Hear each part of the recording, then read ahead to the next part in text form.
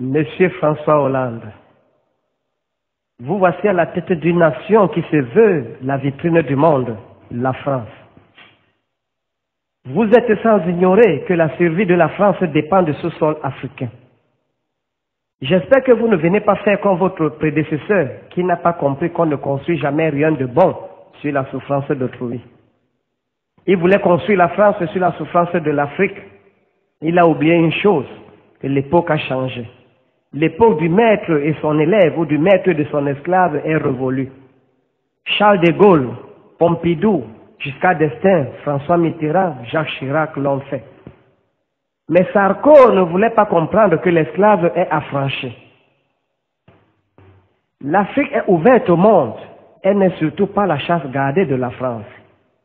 Avec vous, M. François Hollande, nous allons également utiliser le mot dont votre prédécesseur ne voulait pas entendre. Gagnant, gagnant, win, win.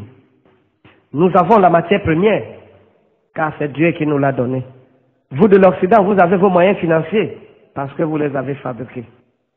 C'est vous qui venez acheter chez nous, en Afrique, en nous imposant vos prix margés.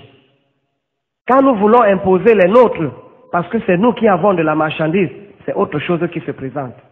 Mamadou Tandja au Niger a payé le prix de l'uranium. Je ne voudrais pas en citer d'autres.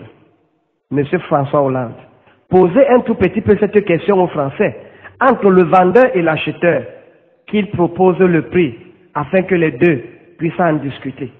Ils vous répondront en cœur que c'est le vendeur. Laurent Gbagbo a dit gagnant-gagnant, Sarkozy l'a délogé. Dadis Camara a dit gagnant-gagnant, Sarkozy l'a fait plomber. Kadhafi a dit gagnant-gagnant, Sarkozy l'a assassiné. Ali Bongo a dit gagnant-gagnant, Sarkozy a dit qu'il n'a pas gagné les élections. Nous ne voulons plus de ça ici en Afrique. Sarkozy nous a montré la vraie définition de la démocratie, qui veut dire la destruction du monde créé par les auteurs du terrorisme pour imposer leurs États. Oufé-Boigny a dit, on peut freiner un progrès, mais on n'arrêtera jamais un progrès. Sachez une chose, plus les années passent, plus la mentalité des Africains change. Faites à ce qu'elle change positivement pour la France. Chacun en tirera son compte. Nous sommes très fiers des investisseurs tels que Bolloré, Bouygues, Areva, etc.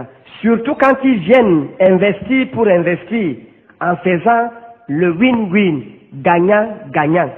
Et non quand ils viennent investir pour autre chose, par exemple soutenir les guerres, comme on l'a vu en Côte d'Ivoire, en Libye, en Guinée. Cela n'arrangera pas les Africains. Elle fait l'a fait, nous connaissons. Nous avons pardonné, mais nous n'avons pas oublié.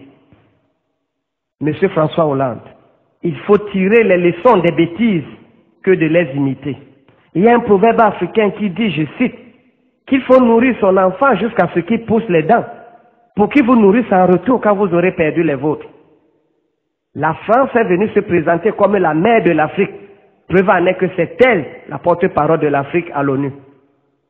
Mais tout ce que la France a eu à faire vis-à-vis de l'Afrique, c'est de casser toutes les dents qui ont essayé de pousser sans être nourries, telles que Roum Nyobé, Félix Moumié, Patrice Lumumba, Thomas Sankara, Dadis Camara, Laurent Gbagbo, Muammar Kadhafi, etc., etc. L'Afrique en a marre de voir le sang de ses enfants couler. Tout ça par l'égoïsme des hommes sans scrupules comme Sarkozy et sa bande de la communauté internationale. C'est là où nous avons compris que la plus grande réussite du diable, c'est d'avoir convaincu le monde de sa non-existence, alors qu'il existe. Depuis un certain temps, Dieu merci, tous les présidents qui viennent faire du mal en Afrique finissent très mal. Monsieur François Hollande, regardez Chirac. C'est ce qu'il a fait en Côte d'Ivoire qui le touche aujourd'hui. Attendez voir pour Sarkozy, peut-être c'est dans un asile de fous que vous le mettrez. Je ne vous conseille pas la même démarche, car la plupart des fous ne réalisent souvent pas qu'ils sont fous. Toute l'Afrique vous a à l'œil.